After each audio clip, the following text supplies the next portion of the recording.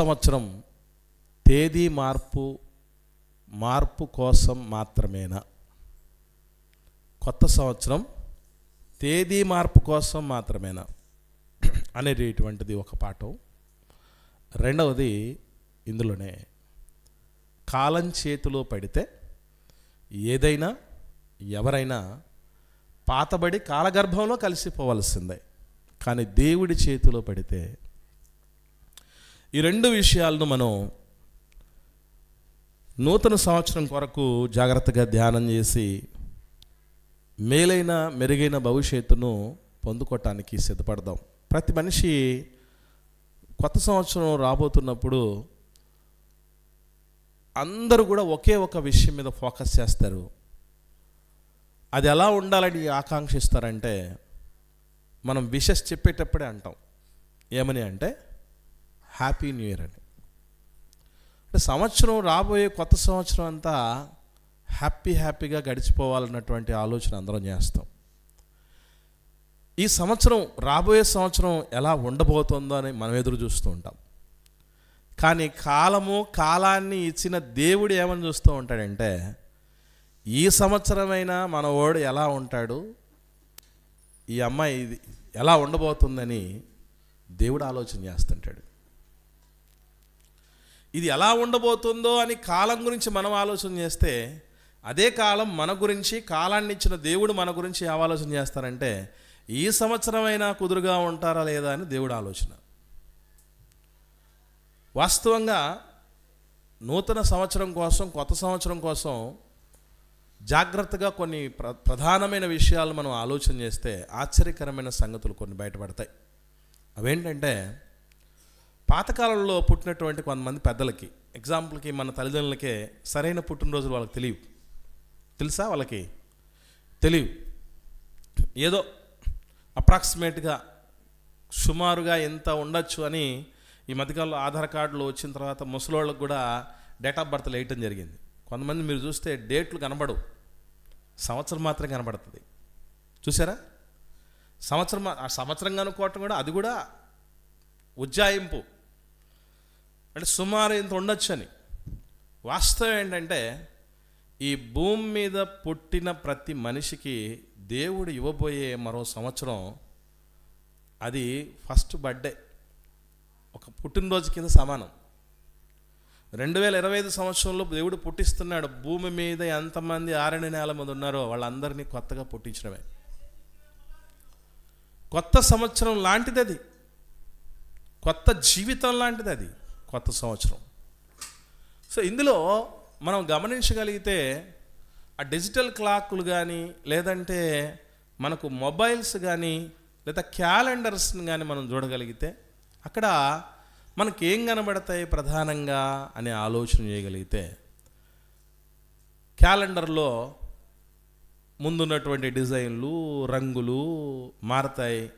అలాగే సంవత్సరం మారిపోతుంది. 2024 పోయి 25 వస్తుంది. తర్వాత డిజిటల్ క్లాక్లో మొత్తం టైంతో సహా ఏం మారిపోతాయి. మనం 31వ తారీఖు రాత్రి 11:59 తర్వాత చూడగలిగితే టైం మారిపోతుంది, డేట్ మారిపోతుంది, నెల మారిపోతుంది, సంవత్సరం మారిపోతుంది. అంటే అసలు దేవుడు కొత్త సంవత్సరాన్ని ఇచ్చేది తేదీ మార్పు కోసమేనా, ఎందుకు ఇస్తున్నాడు అనేది చాలామందికి తెలియదు. ఎందుకు ఇస్తున్నాడో దేవుడు సమయాన్ని మానవుడికి అని గమనించగలిగితే, చాలా జాగ్రత్తగా ఆ సంవత్సరాన్ని, ఆ కాలాన్ని మనం వాడతాం. మనిషి జయాపజయాలు దేని మీద ఆధారపడి ఉంటాయంటే, దేవుడిచ్చిన కాలంలో దానిని మనం ఖర్చు చేసే విధానం మీదే భవిష్యత్తులో ఆధారపడి ఉంటాయి. డబ్బు ఖర్చు చేసే విషయం కాదు, సమయాన్ని ఖర్చు చేస్తున్న దాని మీదే పరిస్థితులు భవిష్యత్తులో ఆధారపడి ఉంటాయి. ఇది ఎలాగో కొన్ని విషయాలు జాగ్రత్తగా గమనిస్తే, పరిశుద్ధ గ్రంథంలో దేవుడు ఓ మనిషికి, మానవులకి, మనకి సమయాన్ని ఎందుకు ఇస్తున్నాడని చాలా జాగ్రత్తగా గమనిస్తే ప్రస్ఫుటంగా కనబడుతుంది ఆ విషయం. ఒకసారి చూద్దాం. ప్రకటన గ్రంథం 2వ అధ్యాయం 21వ వచనం చూడండి. ప్రకటన గ్రంథం 2వ అధ్యాయం 21వ వచనంలో, మారు మనస్సు నొందుటకు నేను దానికి సమయం ఇచ్చి తిని. సమయం ఎందుకు ఇచ్చాడట మనిషికి దేవుడు? సంఘం గురించి మాట్లాడుతూ, ఒక స్త్రీ గురించి మాట్లాడుతూ చెప్తున్న మాట ఇది. అంటే మానవులకు సమయం అనేది దేవుడు ఎందుకు ఇస్తున్నాడంటే, మారు మనస్సు నొందుటకు సమయం ఇచ్చి తిని అంటున్నాడు. అంటే 2024 ఎందుకు ఇచ్చాడు దేవుడు? 24 ఎందుకు ఇచ్చాడు? ఈ సంవత్సరం ఎందుకు ఇచ్చాడు దేవుడు? మారు మనసు నొందడానికి. 23 ఎందుకు ఇచ్చాడు అనమాట? ఇంతకు ముందు సంవత్సరం మారు మనసు నొందడానికి. రాబోయే సంవత్సరం కూడా ఎందుకు ఇస్తాడు? మారు మనసు నొందడానికి. మనకందరికి పెద్ద డౌట్ ఏంటంటే, మనం ఆల్రెడీ మారు మనసు పొందేశాంగా, మనం విశ్వాసులమే కదా, మళ్ళీ మారు మనసు పొందటం ఏంటి అని అనుకుంటూ ఉంటాం. చిత్రమైన విషయం చెప్పంటారా? ఈ భూమి మీద పుట్టినటువంటి ఏ మనిషికైనా, రక్షణ పొందిన వాళ్ళైనా కావచ్చు, పొందని వాళ్ళైనా కావచ్చు, ఎవరైనా సరే మార్పు నొందుతూ ఉండాల్సిందే. దీన్ని ఏమంటారు అంటే అప్డేటింగ్ అని అంటారు. మనం మొబైల్స్ గురించి బాగా తెలుసు మనకందరికీ. మొబైల్లో యాప్లు ఉంటాయి కదా మనకి. ఈ యాప్లన్నీ కూడా మనం కొంతకాలానికి ఏం చెప్తారు? యాప్ అప్డేట్ అయింది, అప్డేట్ చేసుకోండి అని అంటాడు. ఇప్పుడు నేను చేసుకోనండి అన్నారు అనుకోండి, ఆ యాప్లు ముందులాగా పనిచేయవు. ఇంకా చెప్పాలంటే కొన్ని ఫీచర్స్ కూడా దానికి ఆపాదించబడవు. నష్టం ఎవరికేనంటే మనకే. సెల్ ఫోన్లో ఉన్నటువంటి యాప్ అప్డేట్ చేసుకోకపోతే దాని తాలూకు ఫీచర్స్ అన్నీ మనకు పనిచేయవు. అంటే ఒక అప్డేషన్, మార్పు మంచికే అన్నటువంటి విషయం అన్ని విషయాల్లో మనిషి అప్లై చేసుకుంటున్నాడు, కానీ భక్తి జీవితంలో మార్పుకు మనిషి ఇష్టపడట్లా. దేవుడు అదే చెప్తున్నాడు ఇక్కడ. మార్పు నొందుటకు, మారు మనస్సు నొందుటకు నేను దానికి సమయం ఇచ్చాను, కానీ తన జారత్వము విడిచిపెట్టి మారు మనస్సు నొల్లలేకుంది. జారత్వం అన్నటువంటిది మనం కేవలం భౌతికమైనటువంటి రూపంలోనే కాకుండా, మనకు దేవుడి విషయంలో తప్ప, భక్తి విషయంలో తప్ప, దానికంటే మించి, భక్తి కంటే మించి, ఆధ్యాత్మిక ఎదుగుదల కంటే మించి దేని మీదైనా మనం గట్టిగా ఫోకస్ చేసాం, బాగా గాఢంగా దాన్ని ఇష్టపడుతున్నాం అంటే అదే మన జారత్వం, అదే మన విగ్రహారాధన, అదే మన వ్యభిచారం అని అర్థం. వ్యభిచారులారా, ఈ లోక స్నేహము దేవునితో వైరము అని అంటాడు యాకోబు రాసిన పత్రిక 4వ అధ్యాయం. మనకు తెలుసు మనకు అందరికీ. కాబట్టి ఇక్కడ గమనించగలిగితే, మనం సమయాన్ని దేవుడి నుంచి పొందుకుంటున్నప్పుడు నిజంగా దాన్ని సరైన విధానంలో వాడుకుంటున్నామా లేదని ఎలా తెలుసుకుంటామంటే, మనల్ని మనం దేవునికి మరింత చేరు అవ్వటానికి అప్డేట్ చేసుకుంటూ ఉంటే మార్పు నొందుతున్నామని అర్థం. దేవునికి మనం చేరు అవుతున్నామా లేదా అంటే ఎలా అని అంటే, గమనించండి, ముందున్న షార్ట్ టెంపరే వచ్చే సంవత్సరంలో కూడా ఉంది, ముందున్న చెడు తలంపులే వచ్చే సంవత్సరం కూడా ఉన్నాయి, ముందున్న చెడు చూపులే మళ్ళీ సంవత్సరం వచ్చాయి, ముందున్నటువంటి పాతది అందరం మనం అన్నీ కొత్తగా ఉండాలనుకుంటాం. కొత్త బట్టలు వేసుకుంటే పెద్ద గొప్ప ఫీలింగ్ మనకి, అవునా కదా? కొత్త మొబైల్ కొంటే ఒక సంబరం, కొత్త ఇంట్లోకి చేరితే ఒక ఆనందం, కొత్తవి ఏవి చూసినా కూడా మనం ఇష్టపడతాం. పాతదంటే ఇష్టపడం. పాతదంటే మనకు అంత అసహ్యం కదా. మరి అదే పాత బతుకులతో కొత్త సంవత్సరంలో మనం ఎంటర్ అవుతున్నామంటే అది అసహ్యం అనిపించదు మనకి. ఏదో లోకంలో సామెత ఉంది కదా, ఎవడి కంపు వాడికి ఇంపట, ఎవడి కంపు వాడికి ఇంపట.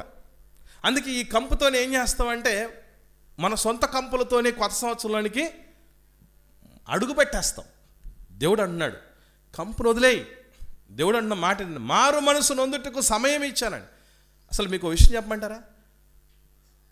ఒక స్థితి నుంచి మార్పు తెచ్చుకోవాలంటేనే మనిషికి ఎంత కష్టం అంటే, భౌతిక స్థితి ముఖ్యంగా చెప్పాలంటే, భౌతికమైన స్థితినే మార్పు చెందుకోవాలంటే ఎంత కష్టం అంటే, మీకు ఒక బెస్ట్ ఎగ్జాంపుల్ చెప్తాను, మీ ముందు పెడతాను. పాము గురించి మీకు అందరూ తెలుసు కదా. పాము కుబుసం విడుస్తుంది, సంవత్సరానికి 6 నుండి 8 సార్లు వదిలేస్తుందట. అది కుబుసం పాము 6 నుండి 8 సార్లు వదిలేస్తుందట సంవత్సరానికి. కానీ కుబుసం వదిలేస్తుందనేది మాత్రమే తెలుసు. కానీ అది వదిలేసుకోవడానికి ముందు ప్రారంభంలో ఎలా కష్టపడుతుందో తెలుసండి. ముందుగా తల భాగం నుండి పోవాలట. దాని తల భాగం నుండి ఆ కుబుసం విడిపోవాలట. ఆ విడిపోవటానికి ఏం చేస్తుందటంటే ఏదో ఒక బండకేసుకొని తల కొట్టుకుంటుందట. అలా కొట్టుకున్నప్పుడు ఆ కుబుసం కాస్త బ్లాస్ట్ అవుద్దట, పగిలిపోయి గ్యాప్ వచ్చేస్తుందట. అలా బ్లాస్ట్ అయిన తర్వాత నెక్స్ట్ ఇప్పుడు మొత్తం బాడీ నుంచి బయటికి వెళ్ళాలంటే అది ఏం చేస్తుందంటే బలమైన 2 రాళ్ల మధ్య, గరుకుగా ఉన్న రాళ్ల మధ్య పోద్దట. ఎందుకు? ఆ గరుకు రాళ్లకు ఆ కుబుసం టచ్ అయిపోయి అక్కడే స్ట్రక్ అయిపోయి దానిలో నుంచి ఇది బయటికి వెళ్ళాలండి. లేదు అంటే కొన్ని ముళ్ళ తుప్పల కింద పోద్దట, ముళ్ళుగా ఉన్నటువంటి ప్రాంతాలు వెళ్ళిపోద్దట. ఎందుకంటే ఏదో ఒక ముళ్ళుకు ఆ కుబుసము టచ్ అయిపోయి బాగా గట్టిగా పట్టేసుకొని ఆ కుబుసాన్ని వదిలేస్తుందని. భౌతికంగా ఉన్న కుబుసం పోవాలంటేనే ఒక పాముకు ఇంత కష్టం అవుతూ ఉంటే చిత్రమైన విషయం చెప్పంటారా? కుబుసమైనా వదులుకుంటుంది కానీ జీవితాంతం అది ఒకదాన్ని వదులుకోదు. దేన్ని? విషతత్వాన్ని వదులుకోదు అది. మనం కూడా ఏం చేస్తున్నామంటే పాములాగే బయట రూపాలు మార్చేసుకుంటాం సింపుల్గా. అవునా కదా? ఒకరు తెల్ల వెంట్రుకలకి ఏం చేస్తారు? రంగు వేస్తారు, నల్లవైపోయాయి. కుబుసం విడిచేసాం, తెల్ల కుబుసం పోయి నల్ల కుబుసం వచ్చేసింది కదా. ఈసారి బ్యూటీనెస్, అందం మీద ఫోకస్ చేయాలి. 2025 సంవత్సరానికి అందగాళ్ళం అయిపోవాలి, అందగత్తెలం అయిపోవాలి. కాబట్టి ఈ కుబుసం, పాత కుబుసం, నల్ల చర్మం అనే కుబుసం పోగొట్టుకొని ఎర్ర చర్మం, తెల్ల చర్మం అనేటువంటి కుబుసంలోకి రావాలి అని మనం ఫోకస్ చేస్తాం. రకరకాలుగా లావుగా ఉన్న రూపం ఉన్నవాళ్ళు ఏం తీర్మానం తీసుకుంటారు? ఎలాగైనా సన్నపడాలి, 6 ప్యాక్ రావాల్సిందే, వీలైతే 8 ప్యాక్ కూడా తెచ్చుకుందాం. ఈ కుబుసాలు పోతాయి కానీ అస్సలుది పోగొట్టుకోం మనం. ఏమిటది అంటే మన పాత రోత స్వభావం. దాన్ని పోగొట్టుకోవడం ఎంత కష్టసాధ్యమైంది అని అంటే వాస్తవంగా మనం ఎందుకు రక్షణ పొందాం, ఎందుకు బాప్తిసం పొందాం, ఏది మనలో చూడాలని దేవుడు ఈ రక్షణ భాగ్యాన్ని మనకు ఉచితంగా ప్రసాదించాడు అనేది కూడా మనలో చాలామందికి తెలియదు. ఎందుకు ఇచ్చాడో ఒకసారి చూద్దాం. తీతుకు రాసిన పత్రిక 3వ అధ్యాయం, పౌలు గారు, అపోస్తలుడైన పౌలు గారు తీతుకు రాసిన పత్రిక 3వ అధ్యాయము 5వ వచనంలో ఒక మాట చక్కగా రాయబడి ఉన్నాయి. మనము నీతిని అనుసరించి చేసిన క్రియల మూలముగా కాక తన కనికరము చొప్పుననే పునర్జన్మ సంబంధమైన స్నానము ద్వారాను పరిశుద్ధాత్మ మనకు నూతన స్వభావము కలగజేయుట ద్వారాను మనలను రక్షించెను. తేదీ మార్పు కోసం కాదు దేవుడిచ్చింది కాలాన్ని, రక్షణ కాలాన్ని కావచ్చు, భౌతికమైనటువంటి రేపు రాబోయే కాలం కావచ్చు. ఎందుకు ఇచ్చాడంటే మది మార్పునకు, తేదీ మార్పునకు మాత్రమే కాదు దేవుడిచ్చిన దాన్ని, మది మార్పునకు. అందుకే చెప్తున్నాడు ఇక్కడ నూతన స్వభావము. ఎట్లుంటుంది అది? ఎలా ఉంటుంది? మనలో నూతన స్వభావం ఉందా లేదా ఎలా తెలుసుకోగలం? మనం మారావా లేదా, మార్చుకున్నావా లేదా ఎలా తెలుసుకోగలం? క్యాలెండర్ మార్చుకోవాలనుకోండి, ఎంతసేపు అన్నది? 50 రూపాయలు పెడితే 2024 పోయి 25 వచ్చేస్తుంది, అంతేనా? క్యాలెండర్ మార్చడం ఎంతసేపు, తేదీ మార్చడం ఎంతసేపు? కానీ క్యారెక్టర్ మారడం అంటే అది మామూలు విషయం కాదు, అదంత సులభమైన విషయం కాదు. కుబుసం పోవాలంటే ఎంత కష్టమైంది, ఇక విశ్వతత్వం పోవాలంటే. దేవుడు కొన్ని సందర్భాల్లో మన కోసం కొన్ని మాటలు చెప్తాడు, అవి చూస్తే చాలా భయం అనిపిస్తుంది. చిరుతపులి మచ్చలను మార్చుకోగలదా అని క్వశ్చన్ వేశాడు దేవుడు. మనకు తెలుసు, ఇర్మియా గ్రంథం 13వ అధ్యాయంలో మాట కనబడుతుంది, 18వ అధ్యాయం అనుకుంటా. అక్కడ చిరుతపులి మచ్చలను మార్చుకోగలదా? అది మార్చుకోవడం సాధ్యమయ్యేది అయితే మీరు కూడా మీ పాపాలు మానుకుంటాడు అన్నాడు దేవుడు. మన కోసం చెప్పిన గొప్ప స్టేట్మెంట్ అది. అంటే అర్థం ఏంటి? చిరుతపులి మచ్చలు ఎప్పుడు చెరిగిపోతాయి తెలుసా అండి?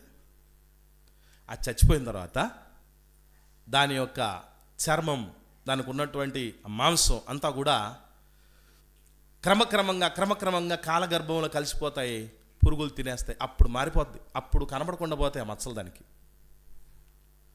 మనం కూడా చచ్చేంత వరకు మారవురా, చచ్చినా మారవు అన్నటువంటి రీతిగా దేవుడు మాట్లాడుతున్నాడంటే ఎస్, అది పోగొట్టుకోవడం అంత సులభమైన విషయం కాదు. ఎన్నిసార్లు మన అనుభవంలోనే లేదు చెప్పండి. డిసెంబర్ 31వ తారీఖు మన ఆ సంవత్సరం నెక్స్ట్ ఇయర్ రాబోతున్నప్పుడు మనకు మించిన భక్తులు లేరన్నటువంటి రీతిగా మారిపోతాం. మనం ఏడుస్తాము, పశ్చాత్తాపపడే పరిస్థితుల్లాగా ఉంటాయి, గట్టిగా పళ్ళు కొరుక్కుంటారు కొంతమంది. అయితే ఇంకా మీద చూడు ప్రభు అన్నట్టు. ఇదంతా ఎప్పటిదాకా ఉంటుంది చెప్పంటారా? ఆ నెక్స్ట్ డేట్ మారుతుంది చూసారా, ఆ డేట్ మారిన కొన్ని నిమిషాలు కొన్ని గంటల వరకు కూడా ఉండదు, మళ్ళీ మామూలే, మళ్ళీ మామూలు అయిపోద్ది. నాకు తెలియగొడతాను ఇప్పటికీ. చిత్రం చెప్పమంటారా? కొత్త సంవత్సరం అంటే 365 రోజులు కాదు మన లెక్కలో. కొత్త సంవత్సరం అంటే 365 రోజులు కాదు. ఇంతవరకు ఎందుకు? జనవరి 2వ తారీఖుని ఎవడైనా మీకు హ్యాపీ న్యూ ఇయర్ చెప్పారా? మీరు ఎవరికైనా హ్యాపీ న్యూ ఇయర్ చెప్పారా? మళ్ళీ అడుగుతున్నా. జనవరి 2వ తారీఖు మొదటి నెలే, మొదటి రోజు అయిపోయిన రోజే హ్యాపీ న్యూ ఇయర్ చెప్తే ఏమంటారు? హ్యాపీ న్యూ ఇయర్ చెప్పాల్సింది డిసెంబర్ 31 రాత్రి 12 గంటల నుంచి చెప్పు కదా, మహా అంటే 1 తారీఖు చెప్తావు. అంటే న్యూ ఇయర్ అంటే ఏంటి అర్థం అనమాట? మన దృష్టిలో 24 గంటలు కూడా కాదు, మన దృష్టిలో 24 గంటలు కూడా కాదు. మార్పు అనేది ఎలా ఉంటుంది అనేది ఒక ఎగ్జాంపుల్ మనం చూసిన తర్వాత నెక్స్ట్ టైటిల్లోకి వెళ్ళాలి మనం.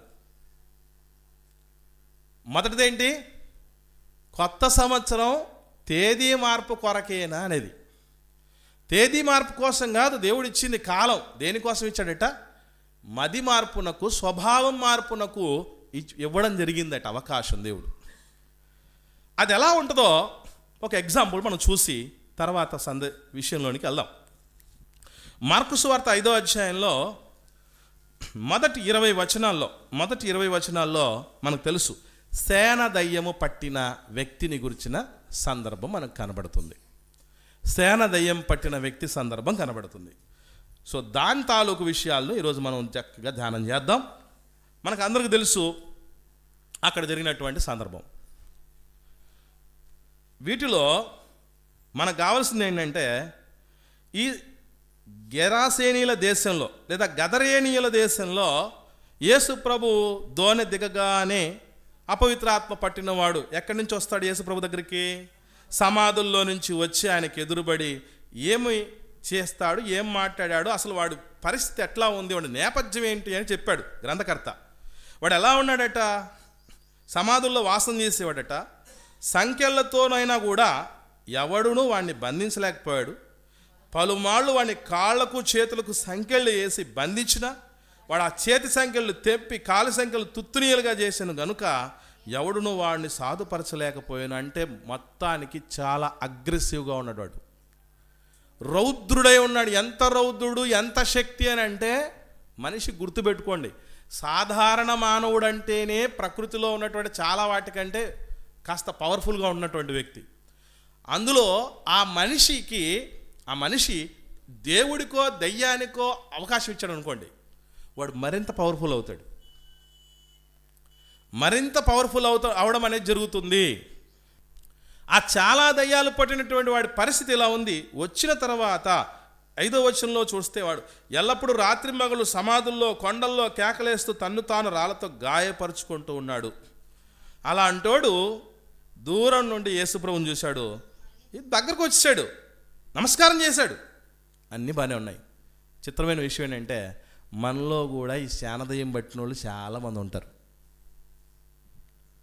మనం కూడా దగ్గరకు వస్తాం, ప్రభు దగ్గరికి నమస్కారం కూడా చేస్తాం. కానీ తర్వాత జరిగేది ఉంది చూసారా, అది ఒకసారి చూడండి ఎంత విచిత్రంగా ఉందో. యేసుప్రభుని చూశాడు, బాగానే ఉంది, దగ్గరకు వచ్చాడు, బాగానే ఉంది, నమస్కారం చేశాడు, బాగానే ఉంది. నెక్స్ట్ డే బాగాలేదు.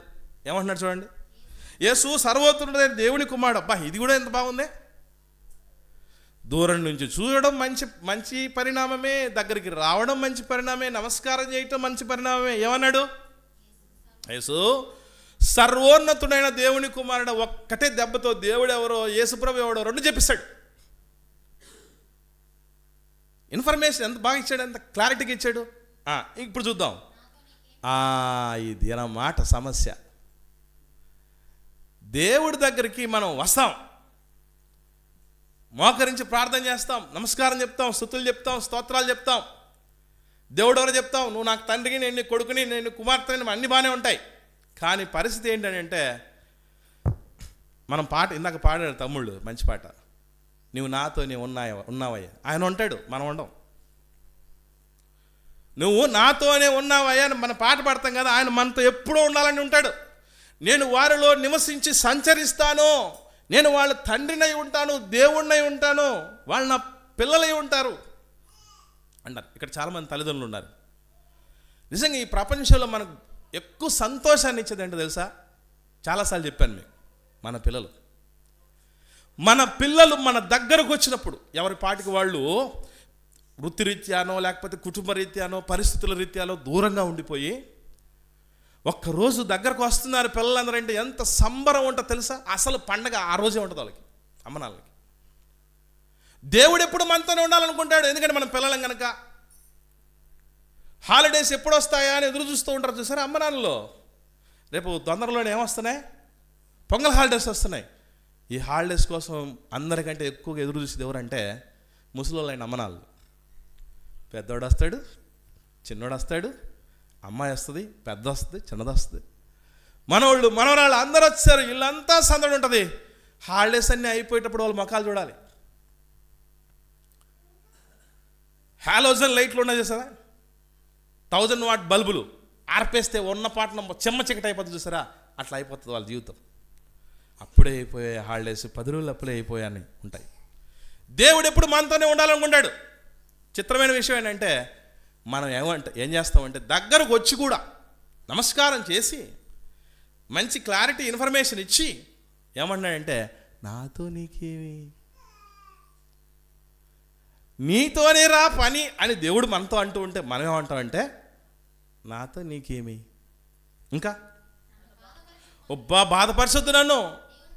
ఇప్పుడు దేవుడి దగ్గర చిత్రం వల్ల ఎవరి గురించో ఆనబెడతానేమో, దేవుడి పేరటనే నీ మీద ఆనబెడతాను. అబ్బాబ్బా, దేవుడి తోడు ఒట్టు, నువ్వు నన్ను కనుక బాధపడతావంటే దేవుడి పేరట నీ మీద ఆనబెడతానంటే ఇంతకీ ఈయన వచ్చింది బాధపరచడానికా బాగు చేయటానికా అర్థం కావట్లా. అందుకే నాతో నీకేమంటాం. దైవజనుడు వచ్చి ఎవరి సంఘానికి రండి రండి అనుకోండి, మైండ్లో ఏముంటుందో తెలుసా, మాతో నీకేమి. దేవుడి దగ్గరికి రండిరా, ప్రార్థన జీవితాన్ని కలిగి ఉండండి రా, దేవుడు దగ్గరగా ఉండండి అని చెప్పారనుకోండి దైవజనులు ఎవరన్నా, మనం అనుకుంటాం. పెద్దలు ఎవరన్నా చెప్పారనుకోండి ఏమంటారు, ఈయనకేం పని, ఈయనకేం పని, ఇదే సెన్స్, ఇదే అనుకుంటూ ఉంటాం మనం. నాతో నీకేమి. ఇలా ఉన్నవాడు ఎలా మారాడు, అదే దేవుడు టైం ఇచ్చింది. ఎందుకు అని అంటే ఇదిగో శానదయ్యం పట్టిన వాడిలో వచ్చిన మార్పు లాంటి మార్పు రావటానికి. ఎలా మారాడు వాడు చూడండి. తర్వాత 15వ వచనం, మార్కు సువార్త 5వ అధ్యాయం 15వ వచనం. జనులు జరిగినది చూడవెళ్ళి యేసు వద్దకు వచ్చి శాన అను దయ్యములు పట్టినవాడు బట్టలు ధరించుకొని, ఇప్పుడు దాకా మనకు తెలియదు ఒక ఇన్ఫర్మేషన్, అదేంటంటే వాడు అప్పుడు దాకా బట్టలు కూడా లేకుండా ఉన్నాడు. అంతేనా? బట్టలు ధరించుకొని ఉన్నాడంటే అంతకుముందు బట్టలు కూడా లేవు, కేకలేస్తూ ఉన్నాడు, భయంకరంగా ఉంది ఆ వాతావరణం అంతా. ఉన్న పాటున సైలెంట్ అయిపోయింది, వైలెన్స్ అంతా పోయి సైలెన్స్ వచ్చేసింది. ఏం జరిగిందిరా అని చూడడానికి వెళితే అప్పటిదాకా వాళ్ళు చూడని సంగతి చూశారు. వాడికి ఇంతకుముందు బట్టలు లేవు, బట్టలు వచ్చాయి. తర్వాత స్వస్థ చిత్తుడు, అంటే స్వస్థత వచ్చింది శరీరానికా లేకపోతే తన మదికా? మారింది ఏంటి ఇక్కడ? స్వస్థత దేనికి కలిగింది? చిత్తానికి కలిగించాడు ప్రభు. గాయాలు అట్లే ఉన్నాయి, శరీరాన్ని గాయపరుచుకుంటున్నాను అన్నారు కదా, అది అలాగ ఉన్నాయి. మార్చింది మదికి అయిన గాయాన్ని మార్చటం జరిగింది. వాడికి చిత్తం మారిపోయింది, వాడికి ఇష్టం మారిపోయింది. చిత్తం అంటే ఇంతకుముందు చెప్పాను మీకు, చిత్తం అంటే ఇష్టం అని అర్థం. వాడు అంతకు ముందున్న ఇష్టం ఏంటి? కేకలేయటం, బట్టలు కూడా ఒంటి మీద లేకుండా చేసుకోవటం, ఎవరైనా సంఖ్యలు వేసినా కూడా దాన్ని తీసేయటం, సమాధుల్లో ఉండటం, తనను తాను గాయపరుచుకోవటం, ఇది ఉన్నది, అది వాడికి ఇష్టం. కానీ అలాంటిది పూర్తిగా మారిపోయింది. బట్టలు లేనోడు బట్టలు వేసేసుకున్నాడు, వాడి ఇష్టం మారిపోయింది. ఎట్లా మారింది? 18వ వచనం చూద్దాం. ఆయన దోణి ఎక్కినప్పుడు దయ్యములు పట్టినవాడు ఆయన యొద్ద తన్నుండనిమ్మని ఆయనను బతిమాలుకొనెను. ఎట్లా మారిపోయిందండి? యేసుప్రభు దోణికి వస్తే ఏమన్నాడు? నాతో నీకేం పనే బాబు, నాతో నీకేం పని, వెళ్ళిపో అన్నోడు ఇప్పుడు ఏమన్నాడు? నీతో నన్ను ఉండని అయ్యా. అదే మార్పు అంటే. మది మార్పు అంటే, స్వభావం మార్పు అంటే అది. ఒకప్పుడు నాతో నీతో నాకేమి, నాతో నీకేమి, నువ్వు నాకేం సంబంధం అన్నటువంటి పరిస్థితి. దేవుడి సన్నిధికి నేను ఎందుకు రావాలి, నేను ఎందుకు మోకరించాలి, నేను ఎందుకు ఆయనకు ప్రార్థన చేయాలి, నేను ఎందుకు బైబిల్ చదవాలి, నేను ఎందుకు ఇవ్వాలి, నేను ఎందుకు చేయాలి? ఇది ఒకప్పుడు. 24 అనుకుందాం, 2024 అనుకున్నాం, 25లో ఎలా ఉండాలి? ఎలా ఉండాలి? మార్పు అంటే మునుపటి దినాలలో దేవుడికి దూరంగా ఉన్నటువంటి పరిస్థితులు, దాన్ని సమాజేయాలి, దాన్ని మార్చుకోవాలి. ఇక మీదటనైనా దగ్గర రావటానికి నాతో నీకేమి అన్నోడు ఏమయ్యాడు అంటే, నీతోనే నన్ను రానివయ్యా అని బతిమిలాడాడు. నన్ను బాధపరచద్దు అని బతిమిలాడి ఆనబెట్టినోడు నీతో వచ్చేస్తానయ్యా, నీతో వచ్చేస్తానయ్యా అన్నాడు. అదేంటి మార్పు అంటే?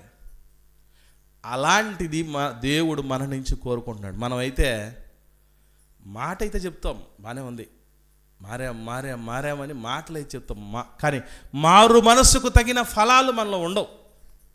అందుకే మీరు చూడండి, మారని భర్త భార్యతో నేను మారాను అని చెప్పాడు, అంత సులభంగా ఆమె నమ్మదు. లేదు, మారని భార్య నేను మారానండి అని చెప్పింది అనుకోండి, భర్త అంత సులభంగా నమ్మదు. పిల్లలు నేను మారాను డాడీ, మారాను మమ్మీ అని చెప్పారు అనుకోండి, అంత సులభంగా అమ్మ నాన్న నమ్మరు. ఎందుకు నమ్మరు తెలుసా? ఇది ఫస్ట్ టైం కాదు, ఇట్లా ఎన్నోసార్లు ఏం చేశారు? మారానని చెప్పారు, మారాగానే ఉండిపోయారు. మారామని చెప్పారు, మారాగానే ఉండిపోయారు. మారతానని మనిషికి చెప్పకపోయినా దేవుడికి ఎన్నిసార్లు చెప్పుంటాం మనం? అలాంటిది కాదు, దయ్యాలు పట్టిన వాడిలో వచ్చిన మార్పు. మనలో కూడా చాలా రకాల దయ్యాలు, శాన దయ్యాలను వలగొట్టేశాడు దేవుడు. మగ్దలేనే మరియలో 7 అపవిత్రాత్మలను తీసేసినట్టు మనలో కూడా ఎన్నో తీసేశాడు.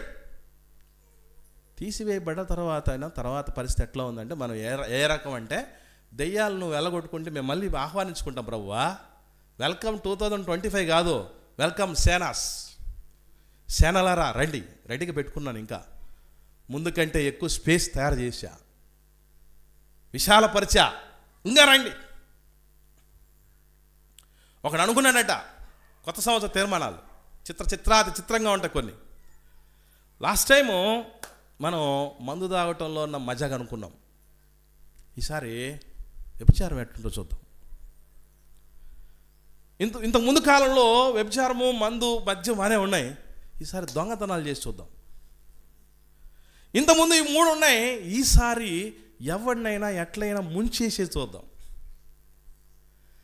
ఇలా వ్యసనాలు కొత్తగా ట్రై చేస్తూ కొత్త సంవత్సరం కోసం ఎదురు చూసేవాళ్ళు కొంతమంది ఉన్నారు. మనమేం చిన్నోళ్ళేం కాదు. మన కరోనా వచ్చినప్పుడు, దేవా నన్ను బతికిచ్చయ్యా, తర్వాత చూడు నేను ఎంత బాగుంటానో, నువ్వే ఆశ్చర్యపోతావు. నిజంగానే ఆశ్చర్యపోయాడు ఆయన. ఎందుకు? మంచిగా మారనందుకు కాదు, ఎంత దుర్మార్గులం అయిపోయాం ముందుకంటే అని. నిజం, తేదీ మార్పు చాలా సులభం, మది మార్పు చాలా చాలా కష్టం. ప్రిల్లరా, మారిపోయాడు, దయ్యం పట్టాడు. మనం మారుతున్నావా?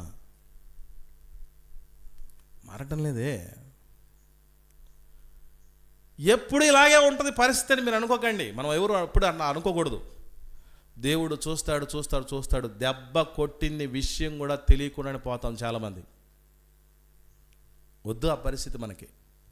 ఇది తేదీ మార్పు కోసం కాదు, మది మార్పు కోసం దేవుడిచ్చిన అవకాశం, సమయం. వాటిని సద్వినియోగపరుచుకున్న వాళ్ళు గొప్పోళ్ళు అయిపోతారు. మారిపోయాడు, దయ్యాలు పోయాయి, మళ్ళీ లేని దయ్యాలు మనం ఎందుకు తీసుకుంటాం? ముందు చేసిన సరిపోలేదని ఇంకా ఎందుకు పాపాలు మూట కట్టుకుంటాం మనం? అట్లొద్దు. తర్వాత విషయం మనం గమనిస్తే అదే, కాలం ఎవరినైనా సరే, ఎంతటోళ్ళనైనా దేన్నైనా సరే కాలం ఏం చేస్తుందంటే పాతబడేటట్టు చేస్తుంది. పాతబడేటట్టు చేస్తుంది. ఇంకా చెప్పాలంటే అన్ని గర్భాల కంటే భయానకమైన గర్భం ఒకటే, అది కాల గర్భం. ఎంతటోళ్ళనైనా సరే ఆ తన గర్భములో మూసేసింది, దాచేసింది, కనుమరుగు చేసేసింది. అలా ఏదైనా సరే, ఎవరైనా సరే కాలం చేతిలో పడ్డప్పుడు పాతకిలిపోతారు, కాల గర్భంలో కలిసిపోతారు. కానీ మనిషికి తెలియని విషయం ఏంటంటే, తెలియకని ఇంతవరకు ఆ కాల వశంలోనే ఉన్నారు తప్ప, కాలాన్ని కలగజేసిన కాలాతీతుడైనటువంటి దేవుడి వశమున ఉంటే ఏమైపోతారో మనిషికి తెలియదు. దీని కొరకు కాలం యొక్క హయాంలో లేదా కాలం యొక్క అధికారంలో మనిషి ఉంటే, లేదా నిన్న వస్తువు ఉంటే, కాలం గడిచే కొద్ది ఏమవుతుందంటే పాతబడిపోతాయి. మీరు గమనించండి, ఇప్పుడు మనం అందరం పాతబడుతున్నామా లేదా? పాతబడ్డం అంటే ఏంటనుకుంటున్నారు? వయసు మేరటం. ఒకప్పుడు నెగలాడేటటువంటి చర్మం ఉండేది మనకి. అప్పుడే చెప్తా, వయసులో ఉన్నప్పుడట పందిపిల్ల అయినా అందంగా ఉంటుందట. విన్నారా? వయసులో ఉన్నప్పుడు పందిపిల్ల అయినా అందంగా కనబడుతుందట, ముద్దుగా కనబడుతుందట. వయసు పోయిందనుకోండి, మనం ఎన్ని జిమ్మికులు చేసినా కుదరదు. అవన్నీ అట్లాగా బయటపడుతూనే ఉంటాయి. అంటే ఏమైపోతున్నాం మనం? కాలవశమున పాతబడిపోతున్నాం. తలలో వెంట్రుకలు ఏమైపోతాయి? గుబురుగా ఉండే వెంట్రుకలు ఏమైపోతాయి అంటే గ్రౌండ్ అయిపోతుంది. అంటే ఏమైపోతున్నాం? పాతబడుతున్నాం. నల్లగా నెగనెగలాడుతున్నటువంటి వెంట్రుకలు ఏమైపోతాయంటే తెల్లబడిపోతాయి. పాతబడిపోయాం. రన్నింగ్ రేస్లో ఫస్ట్ వచ్చేవాళ్ళం, అడుగు కూడా ముందుకు ఏట్లేకపోతున్నాం, లాస్ట్ అయిపోయాం. ఎందుకనంటే పాతబడిపోయాం. చలాకీగా, చురుకుగా అన్ని పనులు మొత్తం 4-5 రకాల పనులను మీదేసుకొని చేసేవాళ్ళు, ఒక పని కూడా చేయలేకపోతున్నాం. పాతబడిపోయాం. వెయిట్ లిఫ్టింగ్ 100 కిలోలు ఎత్తేటటువంటి వాళ్ళు ఒకానొక సమయానికి చిన్న నీళ్ళ గ్లాసు కూడా ఎత్తలేరు. ఎందుకునంటే పాతబడిపోయారు. ఆ స్వరముతో, ఆ గళముతో అనేకులను ప్రభావితం చేసినటువంటి వాళ్ళు మూగబోయిన పరిస్థితి, నోరు మాట్లాడాలంటేనే తడబడిపోయే పరిస్థితి, పాతబడిపోతాం. కానీ దేవుడి వశమున వచ్చినప్పుడు మనిషి ఎట్లా తయారవుతాడంటే, దేవుడి చేతిలో పడితే ఎలా ఉంటాడంటే, దేవుడు ఆధీనములో, స్వాధీనంలో మనిషి ఉంటే ఎలా ఉంటాడంటే, మోషే గారిని చూస్తే ఆలోచన చేస్తేనండి, ఎన్నేళ్ల వయసులో దేవుడు పిలుచుకున్నాడు సేవకి? 80 ఏళ్ల వయసులో పిలుచుకున్నాడు. హోరేబు పర్వతం మీద గొర్రెల మందలు కాస్తున్నప్పుడు దేవుడు పిలుచుకునే సమయానికి మోషే గారికి 80 ఏళ్ల వయసు. కాలం భాషలో చెప్పాలంటే మోషే గారు ఎవరన్నమాట? పాతబడిపోయిన ముసలాయన. అంతేనా? పాతబడిపోయిన ముసలాయన. ఇంకా మన భారతదేశం యొక్క పరిభాషలో చెప్పాలంటే హీఈస్ ఎ సీనియర్ సిటిజన్. అంతేనా? Senior citizen. 60 ఏళ్ళు నిండిన ప్రతి వ్యక్తికి ఏమని గుర్తించింది ప్రభుత్వం అంటే సీనియర్ సిటిజన్. 80 ఏళ్ళు వయసులో ఉన్నప్పుడు దేవుడు పిలుచుకుంటే, చిత్రం చెప్పమంటారా, కొండెక్కిపోయాడు ఆజ్ఞలు తీసుకురావడానికి. పిలుచుకున్నది 80 ఏళ్ళప్పుడు, కొండెక్కిపోయే సమయానికి ఇంకా కొంచెం సమయం గడిచిపోయింది. 40 రోజులుండి కిందికి దిగి వచ్చేసరికి వయసులో ఉండేవాడు కూడా చూడలేకపోయాడు. ప్రకాశించిందట ముఖం. మోషే గారు ఆ ప్రాయంలో తిరిగి వస్తే ఆ ప్రకాశానికి తట్టుకోలేకపోయారట. ఎందుకంటే కాలవశమున ఉన్నోడు మొసలోడు అవుతాడు, మొసలవుద్ది. దేవుడి వశమున ఉన్నోళ్ళు మొసలోలైనా ప్రకాశిస్తారు. చిత్రం ఏంటి చెప్పమంటారా? వయస్సులో ఉన్నవాళ్ళు వేల మంది చెయ్యలేని పని ముసలోడైనటువంటి వాడు లక్షల మందిని నడిపించాడు. పాలు తేళ్లు ప్రవహించే దేశానికి నడిపించినటువంటి మహానాయకుడయ్యాడు 80 ఏళ్ళు నిండినటువంటి ముసలాయన. అంటే కాల వశమున కంటే కాలాతీతుడైన, కాలాన్ని కలగజేసిన దేవుడి వశమున మనిషి ఉంటే వాడెప్పుడు నూతనంగా మార్చబడతాడు. యెహోవా కొరకు ఎదురు చూచువారు నూతన బలం. ఎప్పటికీ ఇంకో చిత్రమైన విషయం ఏంటంటే 80 ఏళ్లకే ఇంత వండర్ఫుల్గా మనం అనుకుంటూ ఉంటే ఇంకొక మాట రాయబడింది ఆయన కోసం. ద్వితీయోపదేశ కాండంలో చివరి అధ్యాయంలో మోషే గారి కోసం దేవుడు రాయించినటువంటి మాటలు మీరు చూడగలిగితేనండి, చివరి అధ్యాయం చూద్దాం. 7వ వచనం, 34వ అధ్యాయం ద్వితీయోపదేశ కాండం 7వ వచనం. మోషే చనిపోయినప్పుడు 120 సంవత్సరముల ఈడు గలవాడు, అతనికి దృష్టిమాంద్యము లేదు, అతని సత్తువ తగ్గలేదు. 120 ఏళ్ల టైంలో, చచ్చిపోతున్న సమయంలో ఆయనకి ఏం తగ్గలేదట? ఏం తగ్గలేదట అండి? దృష్టి మాంద్యము లేదు. ఈరోజు మనకు అందరికీ సోడా బుడ్డి అర్థాలు చిన్నపిల్లల దగ్గర నుంచి వచ్చేస్తాను. ఎందుకంటే చూడాల్సినవి చూడడం, మనం చూడకొనేది చూస్తాం, అందుకే పోతాయి. ఇప్పుడు పెట్రోల్ బండికి పెట్రోల్ వేస్తే లైఫ్ వస్తుందండి, డీజిల్ వేస్తే, కిరోసిన్ వేస్తే, నీళ్ళు వేస్తే పోద్ది ఇంజన్. ఇది కూడా అంతే. ఏం చూడాలో అవి చూసేటటువంటి స్థితిలో మనం లేవు. అందుకే చాలామందికి ఏమైపోయాయంటే కళ్ళు దృష్టిమాంద్యం. 100 మందికి అద్దాలు తీసేశారు అనుకోండి, ఏం ఉండదు, ఏం కనబడి గుడ్డలైపోతారు. అలాంటి పరిస్థితులు ఉన్నాయి మనకి. కానీ గమనించండి, అద్దాలు పెట్టుకున్న వాళ్ళందరూ పాపాత్ములని కాదు నేను చెప్పేది. మళ్ళీ మీరు అలాగే అనుకుంటారు, నాకు తెలుసు. అది జనరల్గా చెప్తున్నటువంటి విషయం. కొంతమంది దేవుడి సంగతులు చదివి బాధ్యతలన్నీ చూసుకొనే కళ్ళు పోయినటువంటి పరిస్థితులు ఉంటాయి. వాళ్ళని కూడా పాపాత్ములు అనుకున్నారు మీరు. అది రేర్ కేస్. జనరల్గా ఏం జరుగుతుందంటే అది చెప్తున్నాను మీకు. 120 ఏళ్లలో పెద్ద ఆయనకి దృష్టి మాంద్యం లేదట, ఇంకా ఏటట? సత్తువ తగ్గలేదు. 100 మంది మాట్లాడుతూ అంటారు కొన్ని విషయాలు మనకి. వాళ్ళు ఎలా ఉంటారంటే వయసు 20 ఉంటుంది కానీ 60 అన్నట్టు ఉంటుంది ఆ సంగతి. 20లో 60. ఈయన ఎవరు తెలుసా? 120లో 20. మోషే గారు ఎవరంటే 120లో 20. అది దేవుడి వశమున ఉంటే మనిషి మొసలోళ్ళు అవటం కాదు, రాను రాటు తేలిపోతారు. వయసులో ఉన్నోళ్ళు కూడా వాళ్ళతో పోటీ పడలేరు. కొంతమంది దైవజనులు చూస్తున్నాం. మన ఈ మధ్యకాలంలో ఒక దైవజనుడు 75 ఏళ్ళు పూర్తి అయిపోయాయి. ఇప్పటికీ వాక్యం చెప్తున్నాడు, వాక్యంలో చెప్తున్నాడు, ఆరాధనలో మాట్లాడుతున్నాడు. ఎట్లా వచ్చింది అనుకున్నారు? ఆ శక్తి దేవుడులో ఉంటే వచ్చేటటువంటి పవర్ అదే. అందుకే కాల వశమున కంటే దేవుడి వశమున మనిషి ఉండటం శ్రేష్టం ప్రియులారా. అది మనిషికి తెలియదు. నికోదేము విషయంలో యేసుప్రభు దగ్గరికి వస్తాడు ఆయన. నిజంగా ఆ వయసులో కూడానండి ఆయనకి ఎందుకండి అసలు చాలా వండర్ అండి. ముసలివాడైన వాడు మళ్ళీ ఎట్లా పుడతాడని యేసుప్రభుతో మాట్లాడతారు కదా, యోహాను సువార్త 3వ అధ్యాయం మనకు తెలుసు. ముసలోడైండు కూడా యేసుప్రభు దగ్గరికి రాత్రి వేళ వచ్చేస్తాడంటే ఇంకా ఏదో ఈ మహనీయుడి దగ్గర నుంచి నేను తెలుసుకోవాల్సిన, ఇశ్రాయేలు బోధకుడైనా, పరిసయ్యుడైనా, అనుభవజ్ఞుడైనా, ఇంత అనుభవాలు గడించినటువంటి వాళ్ళు కూడా మామూలుగా పెద్దోళ్ళకి ఏ లక్షణం ఉంటే మనకు అందరికీ తెలియదేం కాదు. చిన్నోళ్ళు ఎవరైనా పెద్దోళ్ళు చెప్పారనుకోండి, వెంటనే ఏమంటారు చెప్పండి? జనరల్గా పెద్దలు ఏమంటారు? నా అనుభవం అంత లేదు, నీ వయసు, నువ్వు నాకు చెప్తావా అంటారు లేదా? అనడానికి అవకాశాలు పుష్కలంగా ఉన్నాయి. చాలా రేర్ పర్సన్స్ నికోదేము లాంటి వాళ్ళు. ఎలా ఉంటారు? చిన్నపిల్లల పసిపిల్లలక ఆన్లైన్లో కొంతమంది చూస్తూ ఉన్నాం. వాళ్ళకి 60 ఏళ్ళు వచ్చిన వాళ్ళు ఉన్నారు, 70 ఏళ్ళు వచ్చిన వాళ్ళు ఉన్నారు, 50 ఏళ్ళు వచ్చిన వాళ్ళు ఉన్నారు. వచ్చి చక్కగా వచ్చి వింటూ ఉంటారు. మీకే చాలామందికి అవన్నీ పట్టట్లేదు కానీ అట్లటోళ్ళు ఉన్నారు ఇక్కడ. కారణం ఏమిటి అని అంటే గుర్తుపెట్టుకోండి, ఆయనకి ఇంకా తపన ఉంది.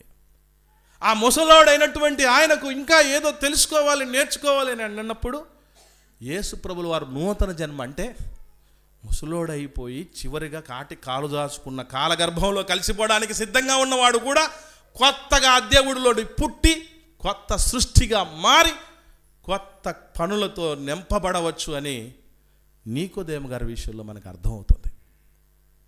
ఎట్లా మారిపోయాడు అనుకున్నారు ఆయన?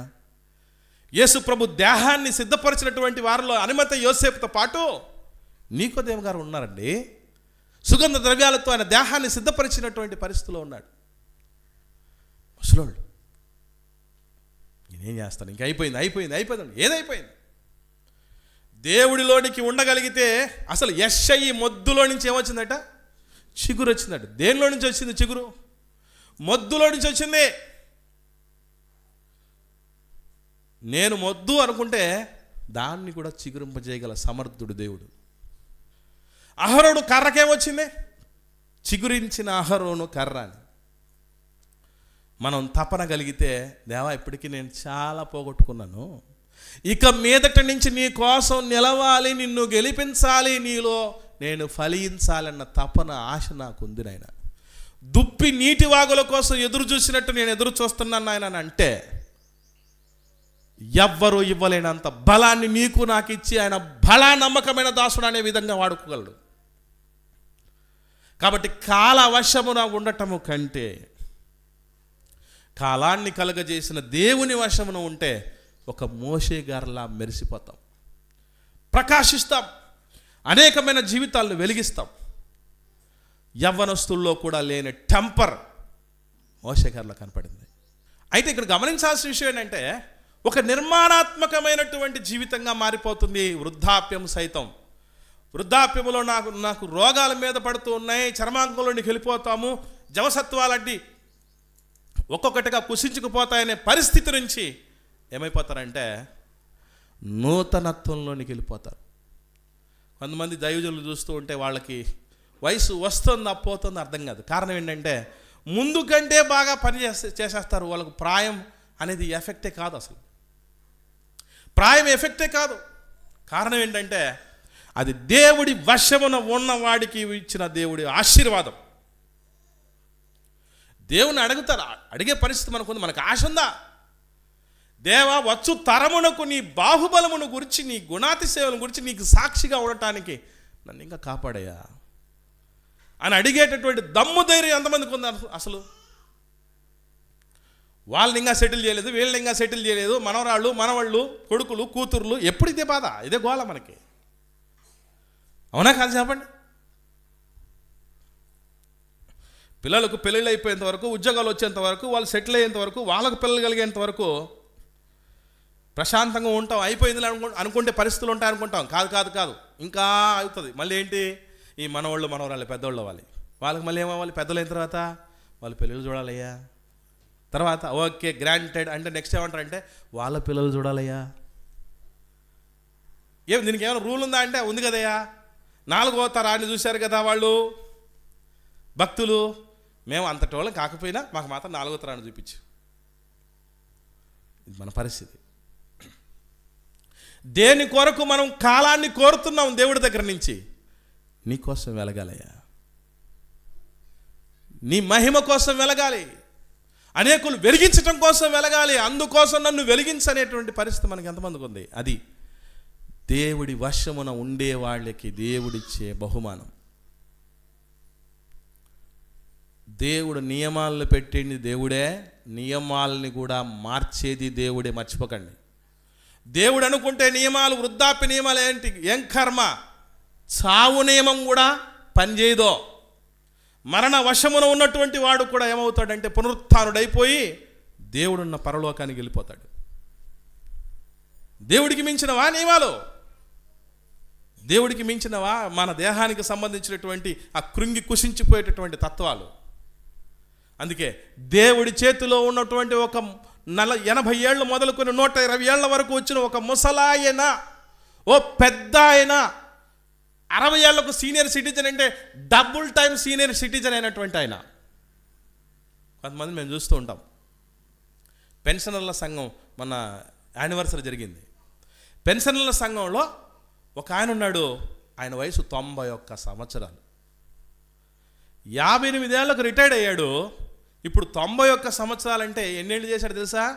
పెన్షన్ తీసుకోక ఎన్నేళ్ళు అయింది అనుకున్నారు?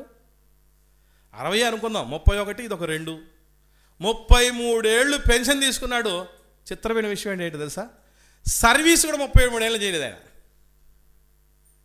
సర్వీస్ 33 ఏళ్ళు చేయలేదు, కానీ పెన్షన్ మాత్రం 33 ఏళ్ళు తీసుకున్నాడు. ఇప్పటికీ గుండ్రాయిలాగా ఉన్నాడు. మోషే గారు ఎలాంటి వాళ్ళు అంటే 60 ఏళ్ళకి సీనియర్ సిటిజన్ కాదు, 120కి కూడా సీనియర్ సిటిజన్ కాదు. ఎందుకంటే ఆయన సీనియర్ సిటిజన్ అంటూ అలాంటి లోక కాలక్రమంలో ఉన్నవాడు కాదు. Heavenly citizen. అందుకే సత్తువ తగ్గదు, దృష్టి తగ్గదు. ఒకవేళ తగ్గినా కూడా ఏం ఇబ్బంది లేదు. ఇది మనం గ్రహించాల్సిన సత్యం. కాబట్టి తేదీ మార్పు కోసం కాదు దేవుడు సంవత్సరాన్ని ఇచ్చేది. కాలగర్భములో కాలవశములో ఉంటే పాతగిలిపోతాం, ముసలోళ్ళు అయిపోతాం, కాలగర్భంలో ఒకరోజు కలిసిపోతాం. కానీ దేవుడి చిత్తము జరిగించిన మోషే గారు భూమి మీద వృద్ధాప్యములో ఉన్నప్పుడు కూడా అనేకులు నడిపించి వెలిగించాడు. చనిపోయిన తర్వాత ఏమన్నా ఆయన కరిజ్మా తగ్గిందా? నో. మోషే గారి ద్వారా జరిగించిన కార్యాలు, ఆయన తీసుకున్న నిర్ణయాలు, ఆయన ఆదర్శాలు, ఆయన త్యాగాలు, ఆయన ఇచ్చిన ధర్మశాస్త్రం ఇప్పటికీ విరాలు జరుగుతోంది. ప్రపంచవ్యాప్తంగా ఉన్న సంఘాలన్నింటినీ కూడా హెచ్చరిస్తోంది. బాగుపడండ్రా అని నిలబెడుతోంది, బలపరుస్తోంది. అది దేవుడి వశమున ఉంటే మనం మసక పారేది ఉండదు. అట్టి గొప్ప స్థితి వచ్చే సంవత్సరం నుంచి అయినా పొందుకొనుటకు మనం సిద్ధపడదాం గాక. ఆమెను ప్రార్థిద్దాం.